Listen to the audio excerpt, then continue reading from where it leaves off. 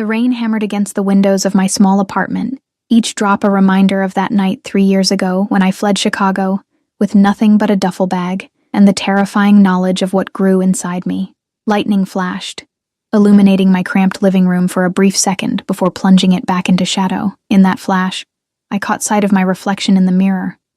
Hollow-cheeked, dark circles under my eyes, hair pulled back in a messy ponytail. I barely recognized myself anymore.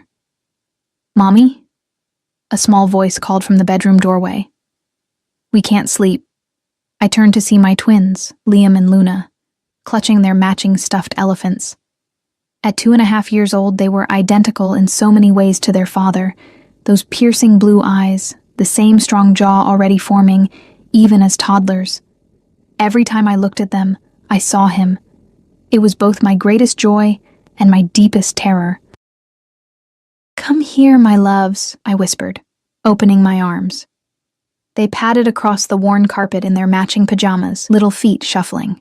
As they snuggled against me, I breathed in their baby shampoo scent, letting it calm my frayed nerves. 3 years running, 3 years looking over my shoulder, 3 years of cheap apartments, cash jobs, and fake names, 3 years of loving these children who were half him. I hadn't always been Sarah Thompson. Once I was Eliza Reeves, personal assistant to Anthony Russo, the most powerful restaurant owner in Chicago. At least, that's what his business card said. What they didn't mention was that his restaurant empire was merely the glossy veneer covering a vast criminal network that controlled half the city. I still remember my first day at Russo Enterprises. Fresh out of college with a business degree and crushing student debt, I'd been desperate for the job. The elegant high-rise office with its gleaming marble floors and panoramic views of Lake Michigan had intimidated me, but not as much as he had. "Miss Reeves." His voice had been like velvet over gravel when we were introduced. "Welcome to the family." I hadn't understood then what being part of his family truly meant. Anthony Russo was not what I'd expected. No flashy gold chains or loud suits. Instead, he wore tailored charcoal gray, crisp white shirts, and a single platinum watch worth more than my entire year's salary. He moved with the quiet confidence of a predator who never needed to rush, knowing his prey would eventually tire. I worked directly under his operations manager, but Anthony took a special interest in me from the beginning. Small assignments at first: deliver this package, schedule this meeting, don't ask questions. The pay was exceptional, the benefits unheard of, and gradually, I became indispensable. "You have a good head for numbers, Eliza," he'd told me one night as I worked late, reorganizing his appointment calendar. I hadn't heard him approach. He moved silently despite his imposing frame. His cologne enveloped me before I even looked up, sandalwood and something darker, more primal. "And you know when to stay quiet, that's rare." I'd mumbled some reply, my heart hammering against my ribs as he leaned over my desk, his broad shoulders blocking the light, casting me in his shadow. "You should join me for dinner tomorrow night," he said. It wasn't a question. That dinner changed everything. The private room at his flagship restaurant, Oro. The wine that probably cost more than my rent. The way his eyes, those impossible blue eyes, never left my face as I spoke. He listened as if everything I said fascinated him. This man who commanded an empire. "Why me?" I'd asked after the third glass of wine had loosened my tongue. His smile had been slow, deliberate. "Because you're different, Eliza. You see things as they are, not as you wish them to be." I didn't understand what he meant then. I was naive enough to think it was a compliment. A crash of thunder pulled me back to the present, making the twins flinch in my arms. "It's okay," I whispered, stroking their dark hair. His hair. Just the sky being noisy. Luna looked up at me with those eyes. "Is the sky angry, Mommy? If only she knew how much scarier an angry man could be than an angry sky." "No, sweetheart. The sky is just playing drums," I said, forcing a smile. I carried them back to their shared bedroom, tucking them into their beds with extra kisses and promises that the storm would pass. As I watched them drift back to sleep, my throat tightened with the now familiar mixture of love and dread. They deserved so much better than a life on the run. A tiny apartment in a forgettable town outside Portland, where I worked 2 jobs, mornings at a coffee shop and evenings doing remote bookkeeping work. We had enough to get by, but not enough for the life they should have had. Not enough for the doctors to fully investigate why Liam sometimes struggled to catch his breath when he ran too hard. Back in the living room, I pulled out the locked box from under the loose floorboard beneath my second-hand couch. Inside was 4,217, my emergency fund, along with 3 different sets of identification documents and a small .38 revolver I'd never fired but kept loaded. Next to these was a worn photo I couldn't bring myself to destroy. Anthony and me at the charity gala, his arm possessively around my waist, both of us smiling as if we had a future. That was 2 weeks before I discovered what happened to people who betrayed Anthony Russo. I'd been working late again, finalizing preparations for a major restaurant opening, when I'd accidentally opened the wrong spreadsheet on the shared drive. Instead of supplier costs, I found myself looking at shipment schedules, coded payments, and what could only be described as a hit list. Names with dates next to them. Dates that, when I later checked the Chicago Tribune archives, matched exactly with reported accidents and suicides. I'd closed the file immediately, but not before Marco, Anthony's head of security, had seen me from the doorway. His face had remained impassive, but I knew in that moment I'd signed my death warrant. I should have run that night. Instead, I'd convinced myself I was overreacting, that Anthony would protect me, that what we had, those nights in his penthouse, his promises, the way he looked at me as if I were the only woman in the world, meant something. The next day, I overheard Marco and Anthony in his office. She saw the Dresden file, Marco's voice, flat and emotionless. A long pause. "You're sure?" "Yes, boss." Another pause, longer this time. "I'll handle it." Just 3 words, but they'd chilled me to the bone. I knew then what handling it meant in Anthony's world.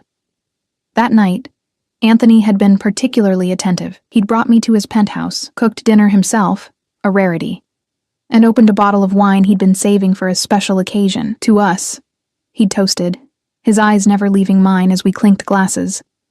I'd pretended to drink while my mind raced through escape scenarios. "You seem distracted tonight, cara mia," he'd said, brushing a strand of hair from my face with fingers that had likely ordered dozens of deaths. "Something on your mind?" I forced a smile. "Just tired." End of quarter reports. He'd studied me for a long moment, his expression unreadable. "You know you can tell me anything, don't you, Eliza? Anything at all." I nodded, wondering if he could hear my heart trying to beat its way out of my chest. "I would never let anyone hurt you," he continued, taking my hand. His touch, once electrifying, now made my skin crawl. "You're mine to protect. Always." That night, as he slept beside me, I slipped from his bed for the last time. I took nothing from his apartment that could be traced. Instead, I went to my own place, packed essentials, emptied my meager savings account, and vanished. 2 weeks later, holed up in a motel room 3 states away, I discovered I was pregnant. Another crack of thunder brought me back to the present. I returned the emergency box to its hiding place and checked the locks on the doors and windows. A ritual I performed at least 3 times every night. The storm was getting worse, wind now howling around the eaves of the old building. I was making tea to calm my nerves when I heard it, a sound that didn't belong with the rain and wind. The subtle crunch of tires on wet gravel.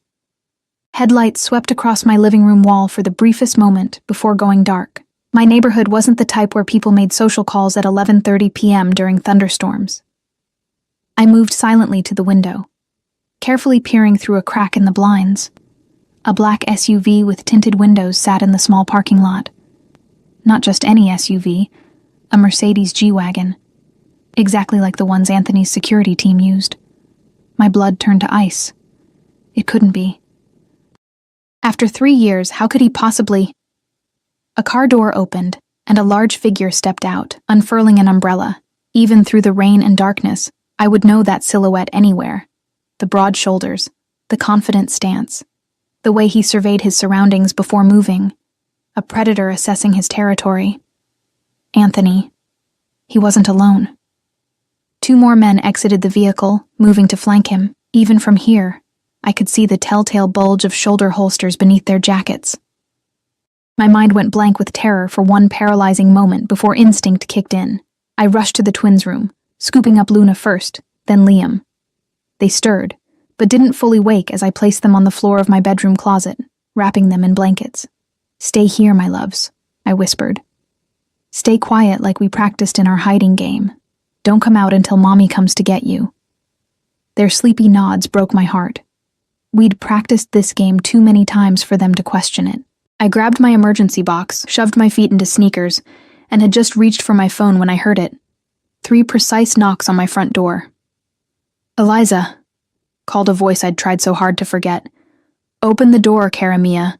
I know you're in there. Anthony had found me, and I had nowhere left to run. My hands trembled as I backed away from the door, phone clutched to my chest. 3 years of running, of looking over my shoulder, of nightmares where those blue eyes found me in the dark, and now he was here, separated from me by nothing but a flimsy door with a cheap chain lock. Eliza. His voice was calm, patient. The voice of a man who knew he had all the time in the world.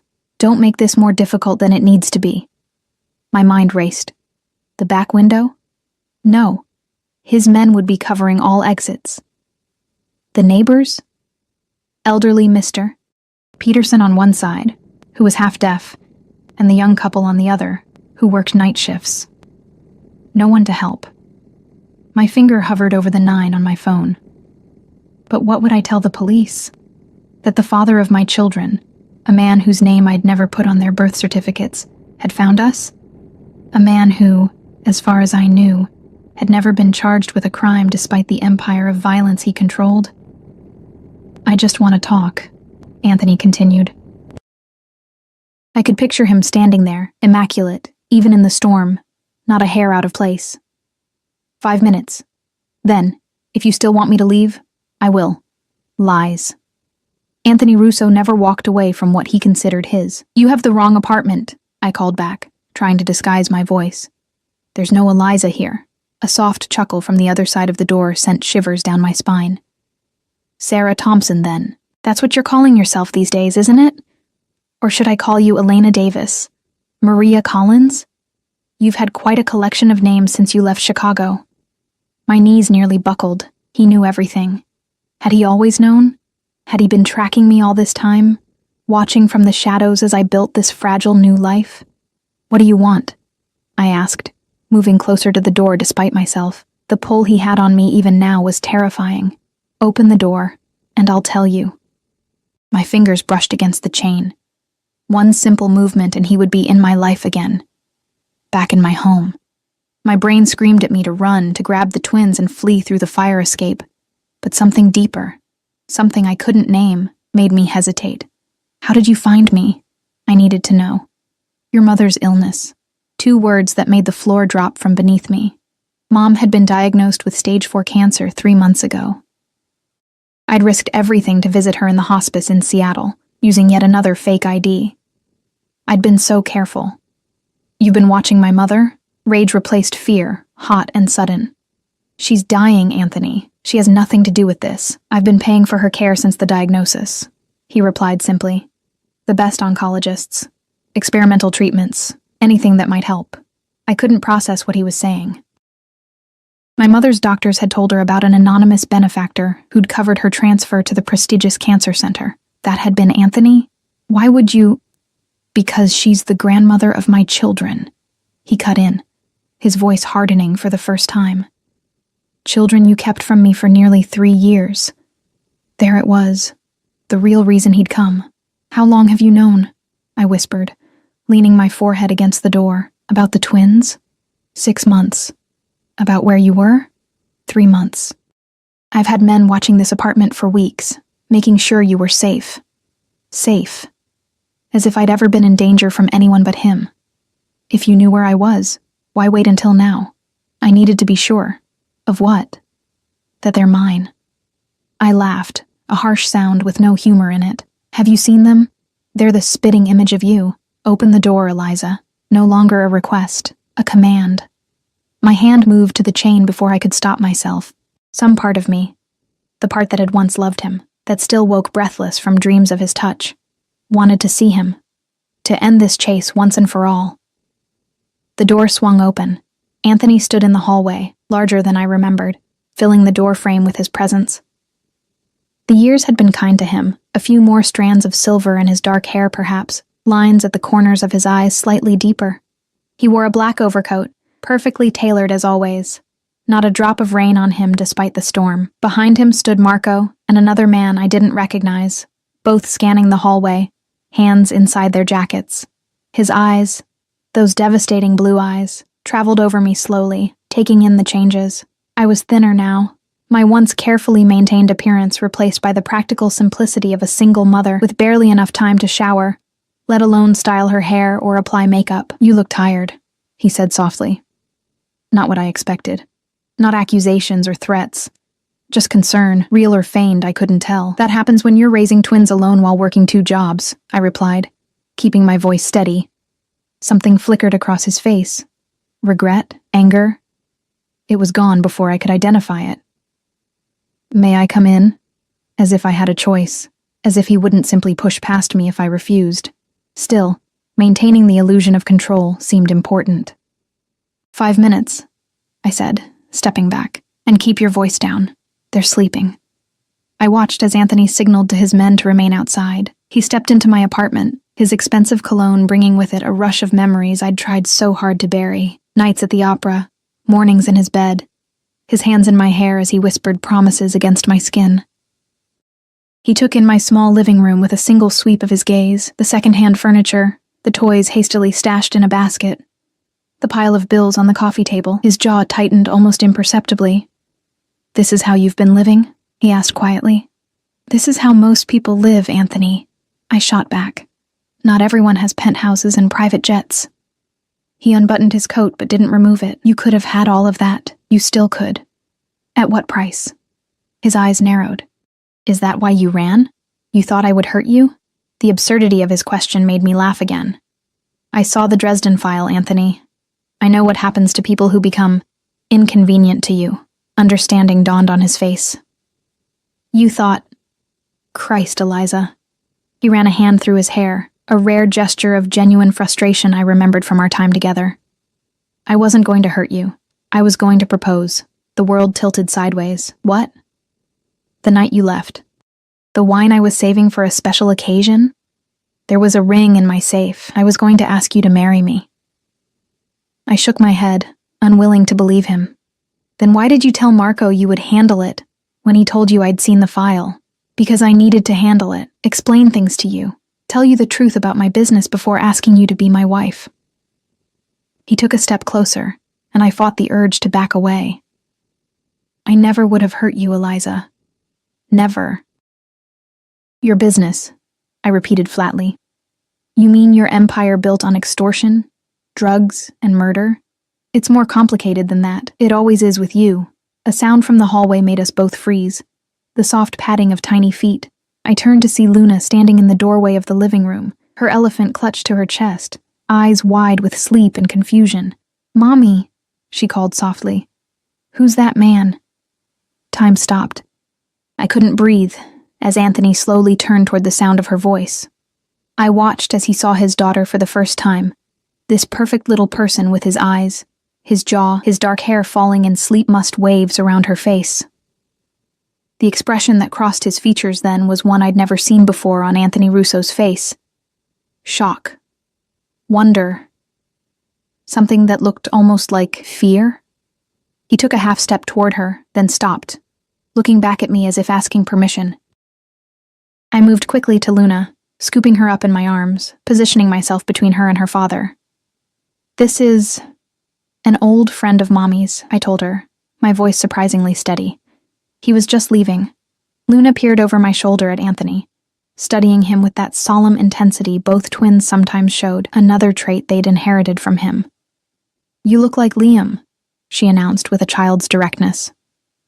Anthony's face did something complicated then, a muscle working in his jaw. "Does he?" he asked, his voice rougher than before. I turned away, carrying Luna back toward the bedroom. "I'm putting her back to bed. Please be gone when I come back." It was a futile request, and I knew it. In the bedroom, I found Liam still asleep in the closet nest I'd made. I placed Luna beside him, tucking the blanket around them both. "Go back to sleep, sweetheart," I whispered, kissing her forehead. "The man has sad eyes, Mommy," Luna murmured as she drifted back to sleep. My throat tightened. Even at 2.5, she saw too much. When I returned to the living room, Anthony hadn't moved. He stood like a statue, staring at the children's drawings magnetized to my refrigerator door. "She's beautiful," he said without turning. "They both are?" It wasn't really a question, but I answered anyway. "Yes. Twins run in my family. My mother was a twin." "I know. You told me once." He turned to face me then. "Why did you run, Eliza? The real reason." "I told you. I saw what happens to people who know too much about your business, and that's it? You didn't trust me enough to explain? Trust you?" I hissed, keeping my voice low for the twins' sake. "You're a criminal, Anthony. A killer." "I've never killed anyone who didn't deserve it," he said simply. "Who gets to decide that? You?" "Sometimes, yes." The casual admission sent a chill through me. This was the reality I'd been running from. Not just a dangerous man, but a man who believed his power gave him the right to decide who lived and who died. "I need to see him," Anthony said after a moment. "My son." "No." The word came out sharp, desperate. His eyes hardened. "They're my children too, Eliza. You have no legal claim to them. Their birth certificates list the father as unknown." Something dangerous flickered in his expression. "We both know that's a lie. A DNA test would prove it in seconds." "And then what?" I demanded. "You'll take them from me? Raise them in your world of violence and fear?" "I would never separate them from their mother." He took a step closer. "But I won't be separated from them either.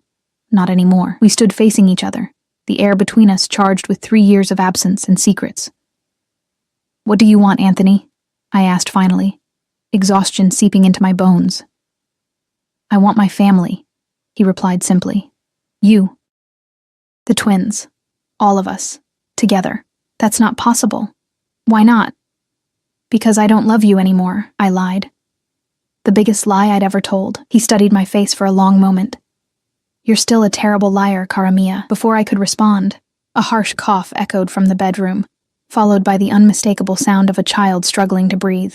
Liam's asthma. I pushed past Anthony, running to the bedroom. Liam was sitting up in the closet, face flushed, hands at his throat, eyes wide with panic as he fought for air. Luna was awake beside him, her small face crumpled with worry. "Liam's sick again, Mommy," she whispered. I grabbed his inhaler from the bedside table, helping him take a puff as I'd done countless times before. But this time, it didn't seem to be working. His lips were taking on a bluish tint, his breathing becoming more labored instead of easier. Fear, unlike anything I'd felt before, gripped my heart. "He needs a hospital," came Anthony's voice from behind me. He'd followed me into the bedroom and was now kneeling beside us, his eyes fixed on our struggling son. "Now." I nodded, too terrified to argue. Anthony didn't hesitate. He gathered Liam into his arms with surprising gentleness, nodding for me to bring Luna. "My men will drive. I'll sit with him in the back," he said, already moving toward the door. "Pack what they need, quickly." As I scrambled to grab essentials, I caught sight of Anthony whispering to Liam, one large hand gently rubbing his back as he struggled for breath. Our eyes met over our son's dark head. In that moment, I knew with absolute certainty that our lives had changed forever. Anthony Russo had found his children, and he would never let them go again, which meant he would never let me go either. The hospital waiting room was painfully bright after the darkness of the storm. I sat rigid in an uncomfortable plastic chair, Luna asleep across my lap, her weight both comforting and constricting. My eyes never left the swinging doors through which they'd taken Liam, Anthony following close behind. "He's going to be okay," Anthony had assured me before disappearing with the doctors, his tone brooking no argument, as if he could command even illness to retreat from his son. Marco stood by the entrance, his face impassive as ever, while the second guard positioned himself near the emergency exit. Anthony's men, creating a perimeter, protecting us, or ensuring we couldn't leave. I stroked Luna's hair, my mind replaying the frantic drive to the hospital. Anthony in the back seat with Liam, speaking to him in soothing tones. First in English, then slipping into Italian when Liam's panic worsened. I hadn't known Anthony spoke Italian to children. There was so much I didn't know about the man who was my children's father. "Miss Thompson?" I looked up to see a nurse approaching. "Yes? How is he? How's my son?" "He's stabilized," she said with a reassuring smile. The doctor is still examining him, but his breathing has improved significantly. Relief washed over me, so powerful I nearly wept. Can I see him? Soon, the doctor wants to run a few more tests. She hesitated. Your husband asked me to let you know he's staying with your son. He said not to worry. My husband. I didn't correct her. Thank you, I managed to say. When she left, I glanced at Marco, who was watching me with that unnerving steadiness. Has he always known where I was? I asked, unable to help myself. Marco's expression didn't change. No, but he was looking. Every day. The simple confirmation sent a complicated mixture of emotions through me. Fear, certainly, but also something else, something I refused to name. Why now? After 3 years? Marco studied me for a long moment before answering. The boss believed you'd return on your own. When you didn't? He shrugged one shoulder. He never stopped looking, but he only found you when you went to see your mother. And he's been watching us since then? For 3 months? Protecting you, Marco corrected. Making sure you were safe, I laughed bitterly. Safe from whom? The only person I've been running from is him. Marco didn't respond, but something in his expression made me uneasy. Before I could press further, the doors swung open, and Anthony emerged, speaking quietly with a doctor. Even in this sterile environment, among medical professionals and worried families, he commanded attention. People instinctively moved out of his path, responding to something primal in his bearing that signaled predator. He spotted me, and nodded once before returning to his conversation with the doctor. I couldn't hear what they were saying, but I could see the doctor's demeanor change from professional detachment to eager agreement. Money changing hands? A threat? With Anthony, it was impossible to know where charm ended and coercion began. When he finally approached me, his face was grim. What did they say? I asked, fear returning. You said he was going to be okay. He is. For now. Anthony sat beside me, close enough that I could feel the heat radiating from his body. But his condition is more serious than simple asthma. The doctor wants to admit him for observation and more tests. My stomach dropped. What kind of tests? Pulmonary function, blood work, cardiac evaluation. He named each one with clinical precision, as if distancing himself from the reality that these tests were for his son. Our son. I can't afford... Don't. He cut me off, anger flashing in his eyes. Don't even finish that sentence. Money is not an issue. It never was. I looked away, shame and pride warring within me. I didn't want your money, clearly. His gaze swept over my worn clothes, the holes in my sneakers. You've been struggling, working yourself to exhaustion. While our children... He stopped, getting his emotions under control. Why didn't you at least access the account I set up for you before we even met? It's still there, untouched. I stared at him. What account? Something like surprise crossed his face. The trust. 5 million, in your name. I showed you the paperwork the night of the Ferguson merger. I shook my head slowly. I thought that was just for the project. Temporary access. It was yours, Eliza. It still is. He studied me. You really didn't know? No. He leaned back, processing this. So you've been working 2 jobs, living in that apartment, struggling to provide for our children. When all this time you could have... He cut himself off, jaw tight. I wouldn't have taken it even if I'd known, I said quietly, out of pride or fear.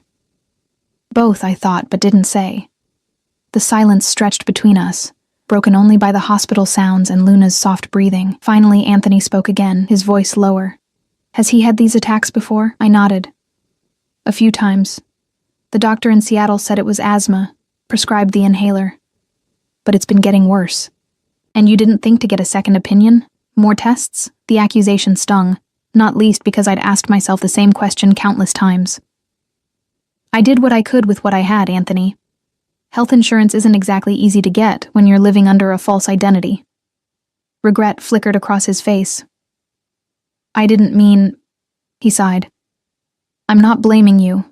I just can't understand why you chose this life for them, for yourself.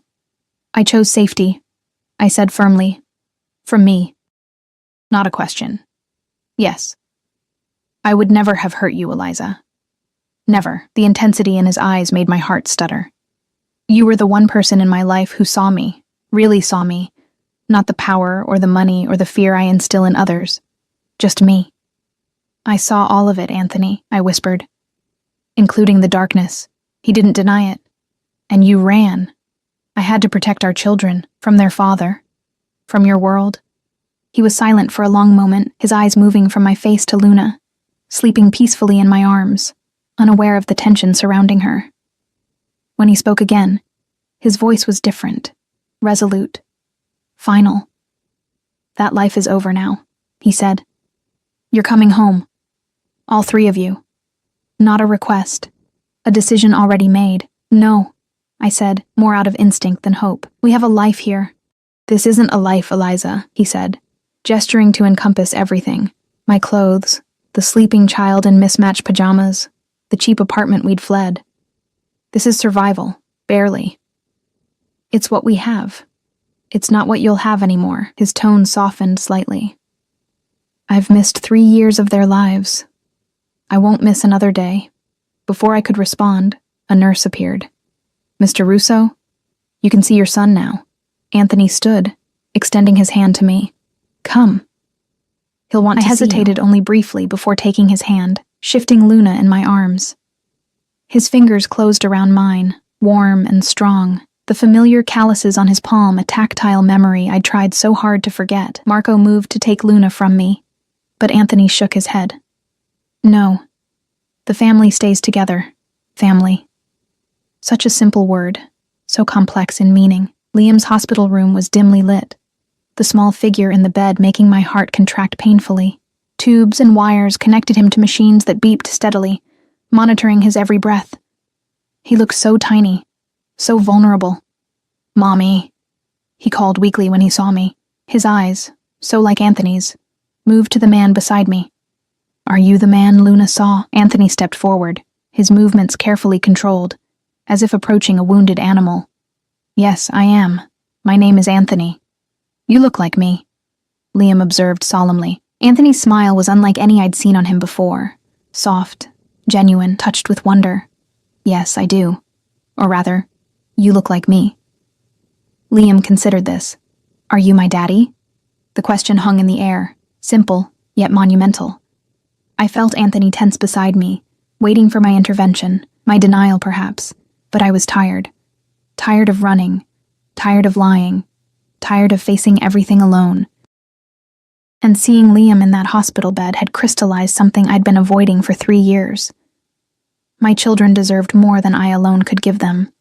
Yes, sweetheart, I said softly. This is your daddy. Anthony's sharp intake of breath was the only indication of his surprise.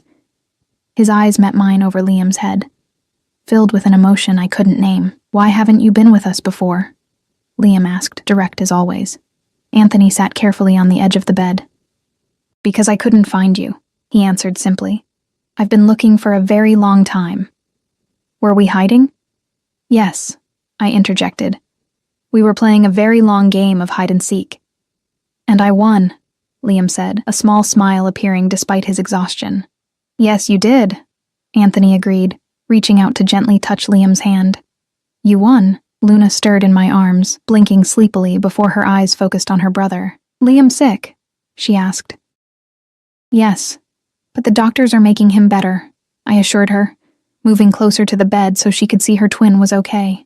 Daddy's here, Liam told Luna matter-of-factly, pointing at Anthony. Luna's eyes widened. She looked from Anthony to me, seeking confirmation. When I nodded, she studied Anthony with that unnerving intensity both twins sometimes displayed. We have the same eyes, she announced. Yes, Anthony said softly. You have my eyes. And my nose? Luna asked, touching her small nose. Anthony smiled. Your nose is all your mother's, perfect. The casual compliment made heat rise to my cheeks. I placed Luna on the bed next to Liam, watching as the twins instinctively shifted to accommodate each other, a synchronized dance they'd been performing since before birth. They've never been separated, I told Anthony quietly. Not for a single night. He nodded, understanding what I wasn't saying. Whatever happened next, the twins must stay together. A doctor entered the room, clipboard in hand. Mr. and Mrs. Russo, could I speak with you for a moment? Again, I didn't correct the assumption. Anthony placed a hand at the small of my back as we stepped into the hallway, the familiar gesture both comforting and unsettling. We've stabilized Liam's breathing, but I'm concerned about some of his preliminary test results, the doctor explained. His oxygen saturation levels are lower than I'd like to see, and there are some anomalies in his heart rhythm that warrant further investigation. What are you saying? I asked, fear clutching at my throat. I'd like to transfer Liam to Children's Hospital in Seattle, the doctor said. They have a pediatric pulmonary specialist who could better evaluate his condition. Seattle is over 3 hours from here, I pointed out. It's the best facility in the region for pediatric cardiopulmonary issues, the doctor replied. Anthony's hand tightened slightly on my back. When would he need to be transferred? As soon as possible. Tomorrow morning, ideally. Make the arrangements, Anthony said decisively. Whatever he needs. The doctor nodded. I'll start the paperwork. He hesitated. There are financial considerations. Not an issue, Anthony cut in. My assistant will handle everything. After the doctor left, I turned to face Anthony. Seattle is where my mother is, I know. His expression softened slightly. You can see her while we're there. We. I told you, Eliza. I'm not leaving my children again. Where they go, I go. And where you go, your security goes, I said, nodding toward Marco, still stationed at the end of the hallway. Always. No apology, no explanation. Just fact. I closed my eyes briefly, feeling the walls of my carefully constructed life crumbling around me. I need to go back to the apartment, pack some things for the twins, for the hospital stay. Marco will take you. I'll stay with the children. The thought of leaving the twins with Anthony, a man they'd just met, a man I'd fled from, made panic rise in my throat. But looking at him now, seeing the concern in his eyes as he glanced back toward Liam's room, I knew he would protect them with his life. Okay, I agreed. But I'll be back in an hour, no longer. He nodded. I'll be here. As I followed Marco toward the exit, I glanced back to see Anthony returning to the hospital room, his tall frame silhouetted in the doorway for a moment before he disappeared inside. To our children. Outside, the storm had passed, leaving the world washed clean, the air sharp with the scent of rain-soaked earth. Marco led me to the SUV, opening the passenger door with unexpected courtesy. He never stopped looking for you, Marco said as we pulled away from the hospital. Not for a single day. I stared out at the wet streets, trying to process everything that had happened in the span of a few hours. Did he know? About the pregnancy? No. Marco kept his eyes on the road, not until he found you. Would it have mattered? If he'd known. Marco glanced at me briefly. It would have changed everything. The boss. He values family above all else. Family. Such a loaded word in Anthony's world. Family meant loyalty, protection, belonging. It also meant ownership, control. He won't let us go, will he? I asked, already knowing the answer. No, Marco replied simply. He won't. As we pulled up to my apartment building, I saw it differently now. The peeling paint, the broken security light, the rusty playground equipment in the small yard. For 3 years, this had been our sanctuary. Now it just looked sad, inadequate. I'll wait here, Marco said. Inside, the apartment felt empty, abandoned already. I moved through the rooms, gathering clothes, toys, the stuffed elephants the twins couldn't sleep without. In the bathroom, I caught sight of myself in the mirror, pale, exhausted, fear etched into every line of my face. For 3 years, I'd been running from Anthony Russo. Now he'd found us, and nothing would ever be the same again. The question was, what happened next? The transfer to Seattle Children's Hospital went smoothly the next morning. Too smoothly. A private ambulance appeared precisely at 8 a.m., along with a medical team that clearly wasn't standard hospital staff. The head nurse who'd been caring for Liam overnight looked both impressed and intimidated. Your husband has connections, she murmured to me as we prepared Liam for transport. I didn't respond. Anthony's connections were precisely what had terrified me 3 years ago. He'd stayed the entire night, settling into the chair beside Liam's bed, with the easy confidence of a man accustomed to making any space his own. I'd dozed fitfully on the small couch with Luna, waking often to find Anthony's eyes on me in the dim light, his expression unreadable. Now, as I watched the medical team transfer Liam to the transport stretcher, Anthony spoke quietly into his phone, issuing directions in that calm, commanding tone that expected immediate obedience. The penthouse needs to be prepared. Yes, all of it. Security protocols alpha level. Dr. Kessler should be on standby. No, I want him personally. Price is not an issue. I turned away, focusing on explaining to the twins what was happening. We're going to a bigger hospital in Seattle, I told them, keeping my voice bright, with doctors who specialize in making little lungs work better. Will Daddy come too? Luna asked, loud enough for Anthony to hear. She'd taken to the term with surprising ease, as if she'd been waiting her whole life to say it. Anthony ended his call and approached us, kneeling to Luna's eye level. Yes, Principessa. Daddy will be there the whole time. The Italian endearment slipped out naturally, and Luna beamed in response. Already she was falling under his spell, the same charismatic gravity that had pulled me into his orbit years ago. Can we go in your big car? Liam asked from the stretcher, his voice stronger today, though still worryingly raspy. The doctors need to take you in a special medical vehicle, Anthony explained. But Luna can ride with me, if that's okay with your mother. He glanced up at me, a question in his eyes. I hesitated. The thought of separating the twins, even briefly, went against every instinct, but the alternative, riding in the ambulance while leaving Luna alone with Anthony, seemed equally impossible. I'll go with Liam, I said finally. You take Luna, but we stay together on the road. No detours, no separating. Something like approval flickered in Anthony's eyes. Agreed. The journey to Seattle was surreal.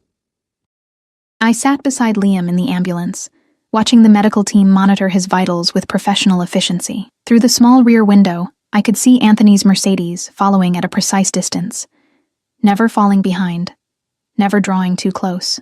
Liam drifted in and out of sleep, the medication making him drowsy. During his waking moments, his questions were all about Anthony. Is Daddy rich? He has a fancy watch. Does Daddy live in a castle? Luna thinks so. Why didn't you tell us about Daddy before? Each question pierced my heart. How could I explain to a 2-year-old why I'd kept his father from him? How could I make him understand my fear without making Anthony into a villain? Sometimes grown-ups make complicated decisions, I said finally. Daddy and we had some things to figure out, but now he found us, Liam said, satisfaction in his small voice. So we can be a real family. A real family. Such a simple concept to a child. So impossibly complex in reality. By the time we reached Seattle Children's Hospital, I'd steeled myself for what was coming. Anthony Russo was back in our lives, and fighting it would only hurt the twins. For their sake, especially for Liam's health, I would need to find a way to coexist with the man I'd run from, the man who, despite everything, still made my pulse quicken when his eyes met mine. The hospital had clearly been prepared for our arrival. We were whisked through a private entrance to a luxurious suite that looked more like a hotel room than a hospital ward. A team of specialists was waiting, including a distinguished older doctor who greeted Anthony with the familiarity of a long acquaintance. We'll start the comprehensive assessment immediately, the doctor told us. Don't worry. We'll take excellent care of your son. The next few hours passed in a blur of tests, consultations, and medical terminology that left my head spinning. Through it all, Anthony remained a steady presence, asking incisive questions, demanding clear explanations, ensuring Liam was comfortable at every stage. Luna stayed close to me, unusually quiet, sensing the gravity of the situation despite her young age. It was past noon when Dr. Kessler, the pediatric cardiopulmonary specialist Anthony had specifically requested, called us into a consultation room. Luna had finally fallen asleep on a cot the nurses had provided, exhausted by the morning's events. I've reviewed all of Liam's tests, Dr. Kessler began, his expression serious. He has what we call congenital pulmonary valve stenosis, a narrowing of the valve that regulates blood flow from the heart to the lungs. The room seemed to tilt around me. Is it serious? In Liam's case, yes. The stenosis is severe enough to be restricting blood flow significantly, which explains his breathing difficulties and the bluish tint you've sometimes noticed in his lips. Can it be treated? Anthony asked, his voice controlled but tight. Yes. He needs surgery to repair or replace the valve. Dr. Kessler's eyes moved between us. The good news is that with proper treatment, children with this condition often go on to lead completely normal lives. Surgery. I whispered the word, my worst fears confirmed. How dangerous is it? All surgery carries risks, Dr. Kessler acknowledged, but this procedure has a high success rate, especially in a child Liam's age. When? Anthony's question was direct, practical. As soon as possible. I'd recommend scheduling it for early next week. That gives us time to complete a few more specialized tests and get Liam in the best possible condition for surgery. After Dr. Kessler left, I remained frozen in my chair, overwhelmed by the diagnosis, by the thought of my little boy undergoing heart surgery. Anthony moved to kneel before me, taking my cold hands in his warm ones. He's going to be fine, he said firmly. Kessler is the best in the country. I made sure of it. I looked into his eyes, those impossibly blue eyes that both our children had inherited. How can you be so certain? Because I won't accept any other outcome. The absolute conviction in his voice was both terrifying and comforting. This was the Anthony I remembered, the man who bent the world to his will through sheer force of determination. I'm scared, I admitted, the words barely audible. His hands tightened on mine. I know. But you're not alone anymore, Eliza. We'll face this together. Together. The word hung between us, loaded with implications neither of us was ready to address. I need to see my mother, I said suddenly. If Liam is going to be here for days before the surgery. Anthony nodded. Of course. She's at Seattle Grace Hospice, about 20 minutes from here. Marco can take you this evening once Liam is settled. The fact that he knew exactly where my mother was staying didn't surprise me anymore. Of course he knew. Anthony Russo left nothing to chance.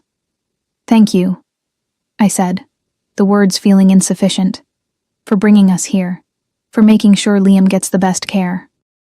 Something softened in his expression. He's my son, Eliza. There's nothing I wouldn't do for him. He paused, eyes intent on mine. For either of them. Or for you. Before I could respond, a nurse entered to inform us that Liam was back in his room, asking for us. The moment broke, and we returned to our son's side. The rest of the day passed in the strange limbo of hospital time. Stretches of tedious waiting punctuated by bursts of activity as doctors and nurses came and went. Anthony worked from Liam's room, making calls and sending emails, seamlessly shifting his empire's operations to Seattle without missing a beat. Occasionally, I caught fragments of his conversations, references to shipments, accounts, territorial disputes resolved with a few carefully chosen words. It was easy to forget, watching him read a picture book to the twins with exaggerated voices that made them giggle, that this was the same man whose name was whispered with fear in Chicago's criminal underworld. Easy to forget, until Marco appeared at the door with a quiet message that made Anthony's expression darken momentarily before he excused himself. Business, he explained briefly. I won't be long. In his absence, I helped the nurses get Liam settled for the night. Luna refused to leave her brother, curling up beside him on the hospital bed, despite my gentle attempts to separate them. Let them be, the night nurse advised with a kind smile. Sometimes the best medicine is the comfort of someone you love. I watched my twins drift off to sleep, their dark heads close together on the pillow, their breathing synchronized as it had been since before birth. The sight made my chest ache with love and fear. Love for these perfect beings I'd created. Fear for what the future held now that Anthony had found us. As if summoned by my thoughts, he appeared in the doorway, his expression unreadable. They're asleep? I nodded. Luna wouldn't leave him. They're connected, he observed. More than ordinary siblings. They always have been. Even in the womb, the ultrasound showed them holding hands. Anthony moved to stand beside me, gazing down at our sleeping children. I missed so much, he said quietly, regret evident in his voice. Their birth. First steps. First words. Liam's was book, I found myself saying. Luna's was no. They were both early talkers. A small smile touched his lips. Of course they were. They're Russos. The simple statement sent a shiver through me, a reminder that these children weren't just mine anymore. They were heirs to the Russo name, to all the power and danger that entailed. Your mother, Anthony said after a moment. Marco is ready to take you whenever you'd like. I hesitated, looking back at the twins. I don't want to leave them. I'll be here, Anthony assured me. Nothing will happen to them while I'm watching over them. Of that, at least, I was certain. Whatever else Anthony Russo might be, he would protect his children with his life. Okay, I agreed. I won't be long. The drive to the hospice was quiet, Marco's silence giving me space with my thoughts. Seattle's lights blurred through rain-streaked windows, the city so different from the small town I'd been hiding in, yet still not the urban jungle of Chicago. I wondered if Anthony would try to take us back there, back to the heart of his empire, or if he'd allow us to start fresh somewhere else. The hospice was tastefully understated, more like a high-end retirement community than a place where people came to die. The receptionist recognized me immediately. "Mrs. Thompson, welcome back. Your mother's been asking for you." I'd visited 3 times in the past 3 months, each time using a different identity, each time watching my once vibrant mother fade a little more. Now, knowing what Anthony had told me, I looked around with new eyes. The expensive artwork on the walls, the fresh flowers at every turn, the staff-to-patient ratio that far exceeded standard care. Had this all been Anthony's doing?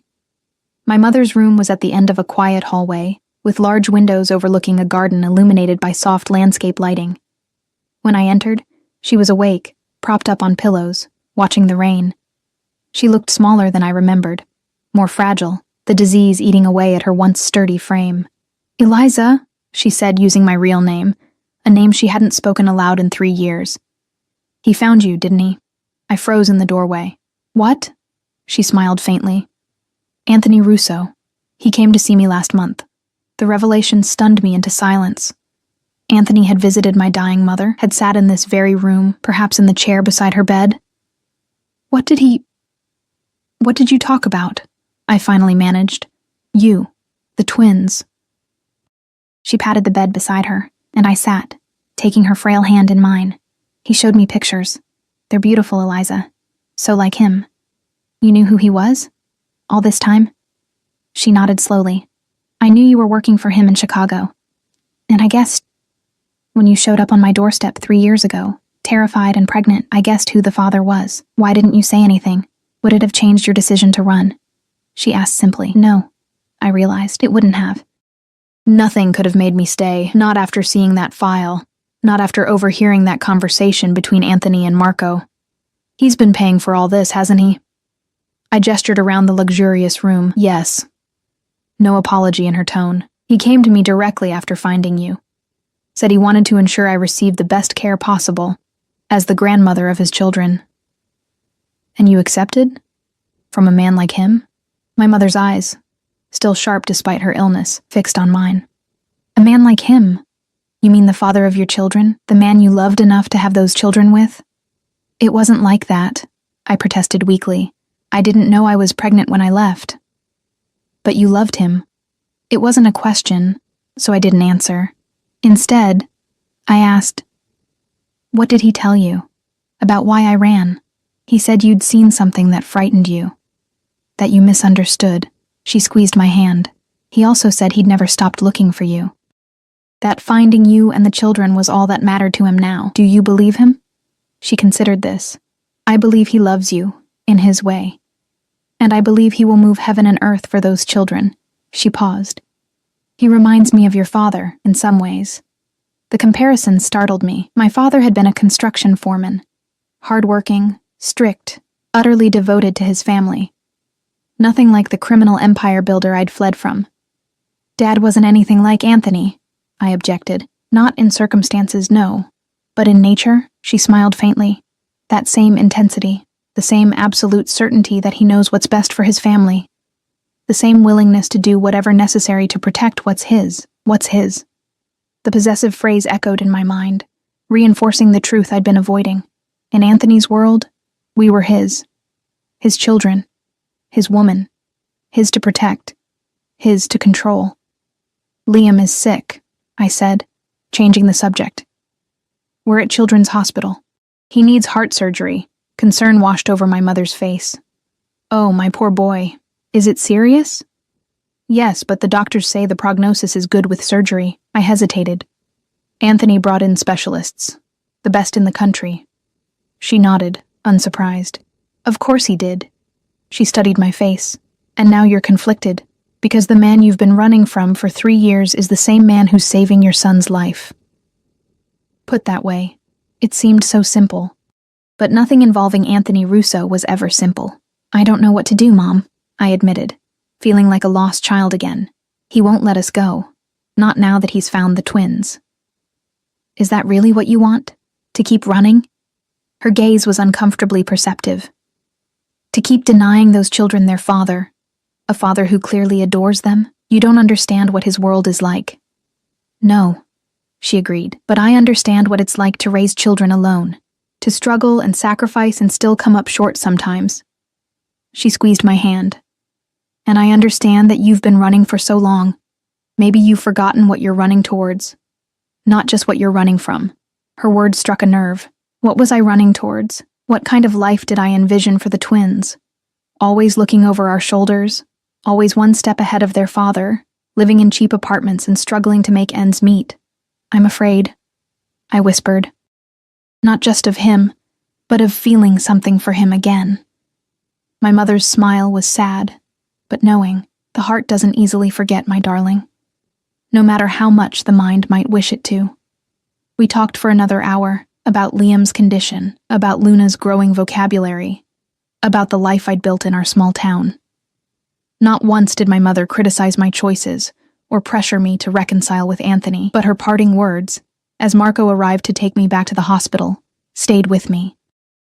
Trust yourself, Eliza. You've always had good instincts, and whatever you decide, know that those children are lucky to have both you and their father fighting for them. The drive back to the hospital was as quiet as the journey out had been. My mind whirled with my mother's revelations, with the impossible choices ahead of me. When we arrived, Marco spoke for the first time since we'd left. He would do anything for you, for all of you. His typically impassive face showed a flash of something almost like empathy. The boss is not an easy man, but he's never been more human than when he's with you. Before I could respond, he was opening my door, escorting me through the private entrance, returning me to the new reality I was still struggling to accept. In Liam's room, I found a scene I never could have imagined 3 days ago. Anthony Russo, feared mafia boss, asleep in a chair pulled close to the hospital bed, one large hand resting protectively on the mattress between the sleeping twins. Luna had apparently woken at some point and convinced Anthony to read to them. A children's book lay open on his lap. Standing in the doorway, watching the three of them breathe in the quiet dimness, I felt something crack inside me. Some wall I'd built to protect myself from the truth. The truth that, despite everything, we were a family. Broken, complicated, dangerous, but a family nonetheless. And families, as my mother had reminded me, fought for each other, not against each other. The question was, could I find a way to fight alongside Anthony Russo, instead of running from him? The days leading up to Liam's surgery fell into an uneasy rhythm. Anthony transformed a portion of the hospital floor into a command center, running his business empire remotely while never straying far from Liam's room.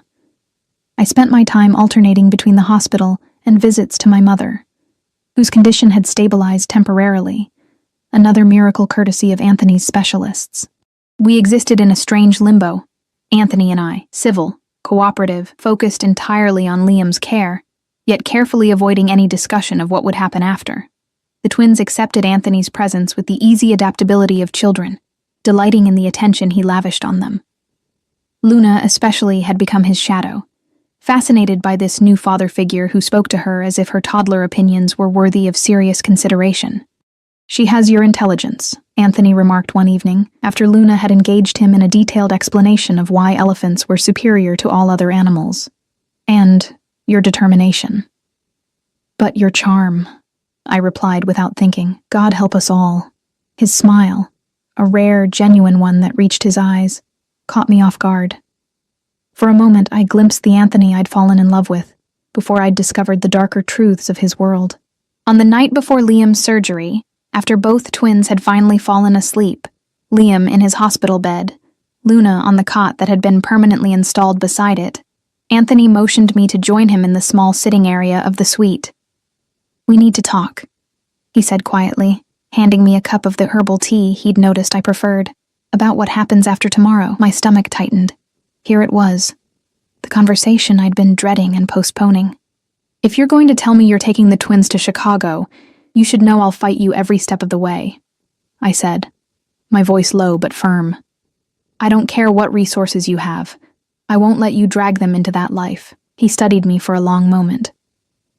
Is that what you think I want? To separate you from our children? I don't know what you want, Anthony.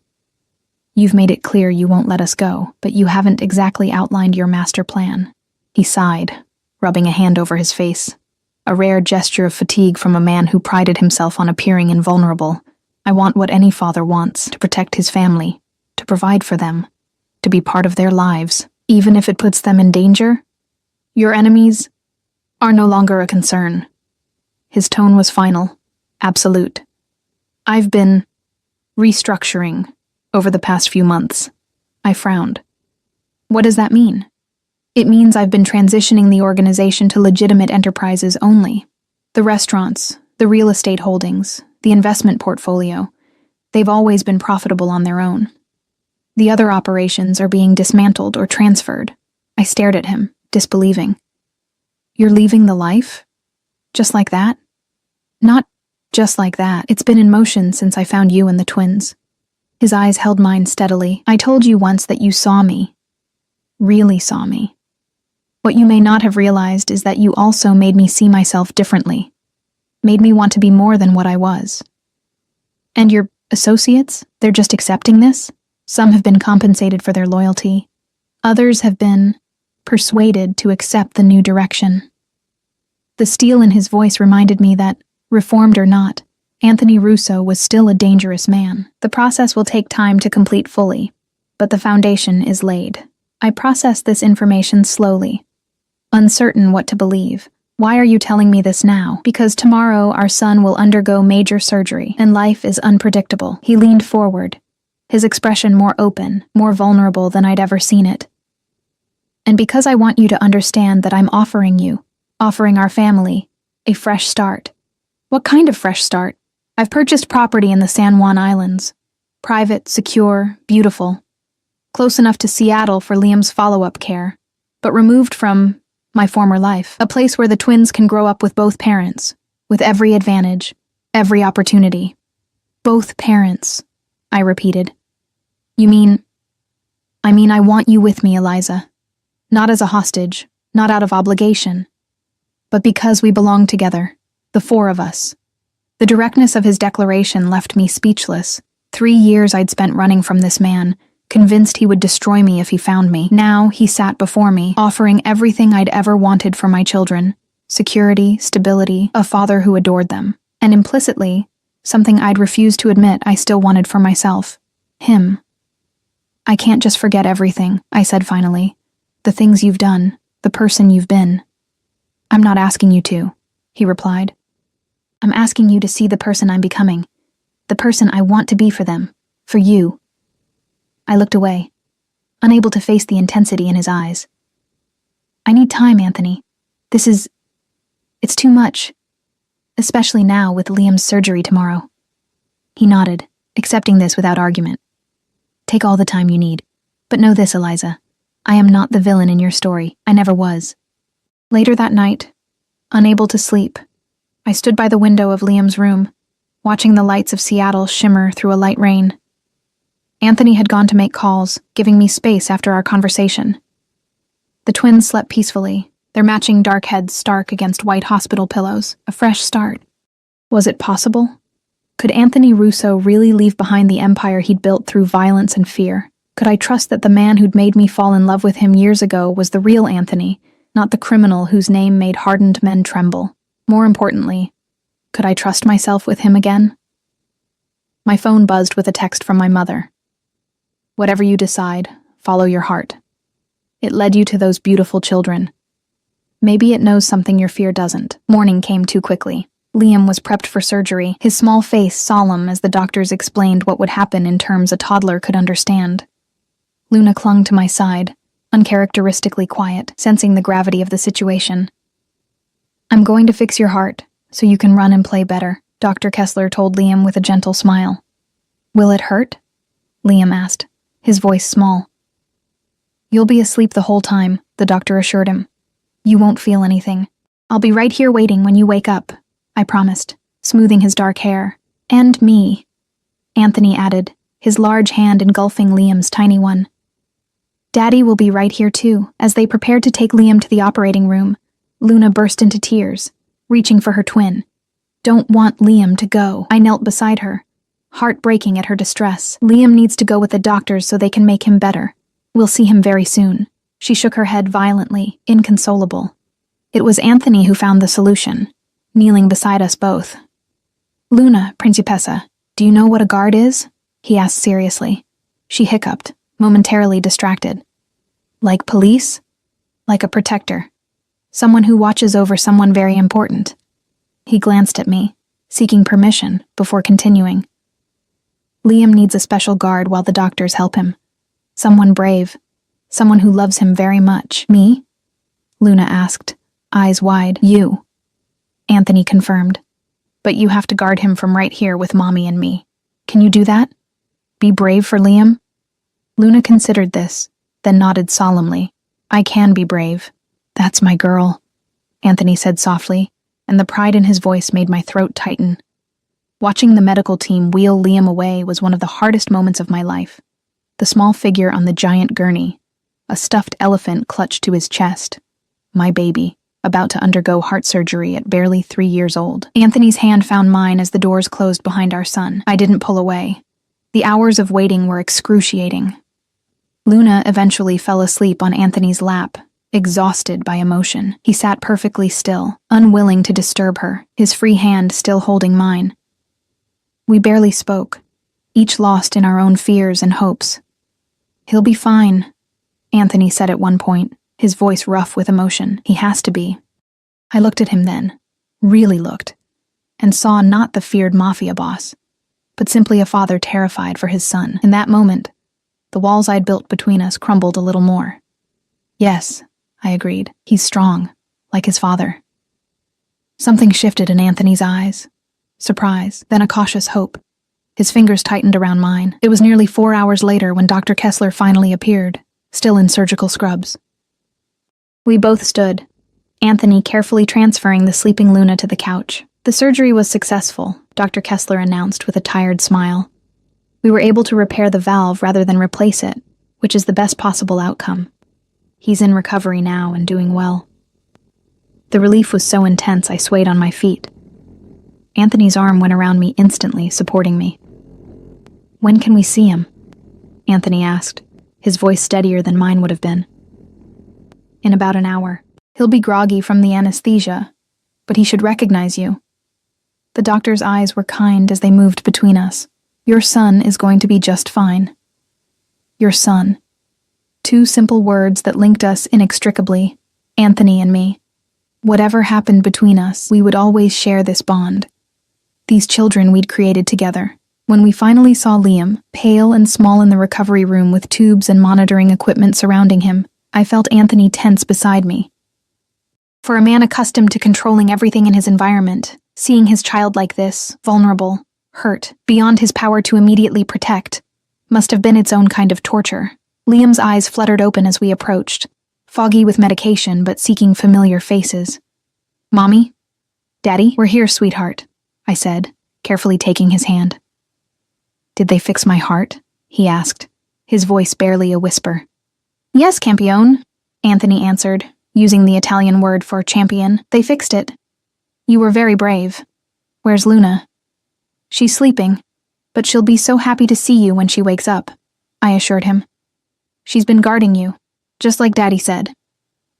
Liam nodded, satisfied, before drifting back to sleep, his small chest rising and falling steadily beneath the bandages. Anthony and I stood on either side of his bed, connected by our shared vigil, our shared love for this fragile life between us. The days that followed brought a gradual return to strength for Liam. His recovery was remarkable, the doctors said, faster than they'd expected. Within a week, he was sitting up, playing with Luna, the color returned to his cheeks. Another week, and he was cleared to leave the hospital, with regular follow-up appointments scheduled. Throughout it all, Anthony remained a constant presence. Efficient, protective, attentive to every detail of Liam's care. I watched him with our children, saw how naturally he'd stepped into the role of father, as if the 3 missing years had never happened. I also visited my mother daily, grateful for the unexpected gift of more time with her. The hospice doctors were cautiously optimistic about a new treatment Anthony had arranged. Not a cure, but potentially months of extended life instead of weeks. "Have you decided?"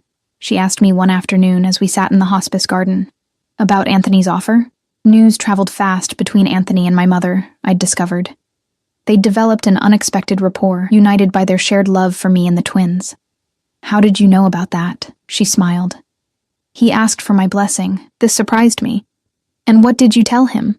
"That my blessing wasn't the one he needed to worry about." She patted my hand. "But I also told him that I've never seen you look at anyone the way you looked at him. Even now. Even after everything." "Is it that obvious?" "Only to someone who knows you as well as I do." She studied my face. "You're afraid that loving him means condoning what he's done." I nodded, relieved that she understood. How can I reconcile the man he is with the twins, with the man he's been in his other life? People are complicated, Eliza. All of us contain multitudes. She gazed out at the garden, thoughtful. "Your father once broke a man's jaw for insulting me. Did I tell you that?" I stared at her. "Dad did that?" She nodded. "Before we were married, the man had been harassing me for weeks. Your father warned him once, then put him in the hospital the next time." She looked back at me. "Does that one act of violence negate the loving father you knew? The man who read you bedtime stories and taught you to ride a bike?" "That's different," I protested. "One fight isn't the same as what Anthony has done." "The scale is different, yes, but the principle?" She shrugged. "I'm not telling you what to do, darling. Just suggesting that people can be more than the worst things they've done. They can change if they have a good enough reason." That evening, after putting the twins to bed in the luxury hotel suite Anthony had arranged near the hospital, I found him on the balcony, looking out over the Seattle skyline. He'd discarded his suit jacket and rolled up his sleeves, a glass of whiskey untouched beside him. "We need to talk," I said, echoing his words from before Liam's surgery. He turned, his expression guarded. "About the future, the San Juan Islands, your proposal." He studied me, careful not to reveal too much. "And?" I took a deep breath. "I want to believe you're serious about leaving that life behind. But I need more than words, Anthony. I need proof." "What kind of proof?" "Time," I said simply. "I want 6 months. We'll live in this place you've bought, the 4 of us together. But I keep my own funds, my own car, the freedom to leave if I choose." His jaw tightened. "You're still planning to run?" "No." I met his gaze steadily. "I'm planning to stay, to try to build something real. But I need to know I'm choosing it freely, not because I have no other option." He considered this. "And after 6 months, if you're really leaving that life behind, if we can build something good together, something healthy for the twins, then I'll stay. Permanently." "As my wife?" he asked directly. The question sent a jolt through me. "Let's start with co-parents and see where it leads." A slight smile touched his lips. "Always cautious, my Eliza. With good reason," I reminded him. He nodded, acknowledging this. 6 months, your own resources, freedom to choose." He extended his hand. "Do we have a deal?" I took his hand, feeling the familiar warmth, the strength in his grip. "We have a deal." 2 days later, we left Seattle, heading for the San Juan Islands. My mother had been settled into a private care facility on the mainland, close enough for regular visits. The twins were excited for the adventure, as Anthony had described it to them. The property, when we arrived, took my breath away. A modern cedar and glass house perched on a bluff overlooking the water, surrounded by towering pines, private, secure, yet open to the beauty of the Pacific Northwest. Inside was equally impressive. Spacious, filled with light, with a playroom for the twins that made their eyes go wide with wonder. "Do we live here now?" Luna asked, already claiming a bedroom with a window seat overlooking the water. "For now," I answered, watching Anthony's expression carefully. "Forever," he corrected, his eyes on mine. A promise, not a command. The weeks that followed brought a strange new normal. Anthony worked remotely, his business calls conducted behind closed doors, but never concealed from me. True to his word, he was dismantling certain aspects of his empire, legitimizing others. I watched carefully for signs of the old Anthony, the dangerous one, but saw only the man determined to build a new life for his family. The twins flourished in our new home. Liam grew stronger each day, his heart healing, his energy returning. Luna appointed herself his protector, a role she took very seriously to Anthony's obvious pride. They called him Daddy now without hesitation, running to him when he appeared, demanding stories and games and the undivided attention he gave so willingly. And slowly, cautiously, Anthony and I began to rediscover each other, not as boss and employee, not as pursuer and fugitive, but as two people who had once loved each other deeply, who shared two perfect children, who might, against all odds, find their way back to something true. It wasn't always easy. We argued about parenting approaches, about my independence, about the shadows of his past that sometimes darkened our present. But we talked too, more honestly than we ever had in Chicago, about our fears, our hopes for the twins, our complicated feelings for each other. "I never stopped loving you," he admitted one night, as we sat on the deck after the twins were asleep, watching the moonlight on the water. "Even when I thought you'd betrayed me, I couldn't stop. I thought you wanted to kill me," I confessed. "That night, when you said you'd handle it, I was terrified." He took my hand, his expression pained. "I've done many things I'm not proud of, Eliza, but I could never have hurt you, never." Gradually, inevitably, we found our way back to each other, a touch lingering longer than necessary. A glance held across the dinner table, the electricity that had always existed between us, impossible to deny. The first time he kissed me again, really kissed me, not the careful pecks we'd exchanged in front of the twins. It was like coming home, his lips on mine, his hands in my hair, the solid warmth of him making me realize how cold I'd been for 3 long years. "Stay," he whispered against my mouth. "Not just for them. For us." 4 months into our 6-month trial, I knew my decision was already made. Watching Anthony with the twins, teaching Liam to fish off our private dock, patiently braiding Luna's hair exactly as she instructed, reading them stories each night with different voices for every character. I saw the man I'd fallen in love with in Chicago, the man who, despite his flaws, despite his past, loved with a fierceness and devotion that took my breath away. And I loved him. Still. Again. Always. Despite everything, or perhaps because of it, because he'd fought to change, to be worthy of the family we'd created together. On a clear autumn evening, with the twins finally asleep after an exhausting day of beach exploration, Anthony found me on our deck, wrapped in a blanket against the cooling air. 6 years ago today, he said, sitting beside me, was your first day at Russo Enterprises. I looked at him in surprise. "You remember the exact date," he smiled. That rare, genuine smile that still made my heart skip. "I remember everything about you, Eliza. From the moment you walked into my office, you changed something in me." He reached for my hand. I didn't know it then, but I started becoming the man I am now, the man I want to be. The day I met you. "And who is that man?" I asked softly. "A father. A partner." He paused, his blue eyes, the eyes our children had inherited, fixed on mine. "A husband, if you'll have me." My breath caught as he produced a small velvet box. Inside was a ring I recognized. The same one he'd described having in his safe the night I fled. A cushion-cut diamond surrounded by sapphires the exact color of his eyes. "This was waiting for you 3 years ago," he said quietly. "It's still waiting now, along with my heart." I looked from the ring to the man holding it. This complicated, powerful, devoted man who had moved heaven and earth to find us, who had changed his entire life to keep us, who loved our children with the same fierce intensity with which he loved me. "Yes," I said simply. His smile was like the sunrise. He slipped the ring onto my finger, then pulled me into his arms, his kiss a promise of all the tomorrows we would share. Upstairs, as if sensing the moment, Luna called out sleepily, "Daddy? Mommy?" Anthony laughed softly against my lips. Duty calls.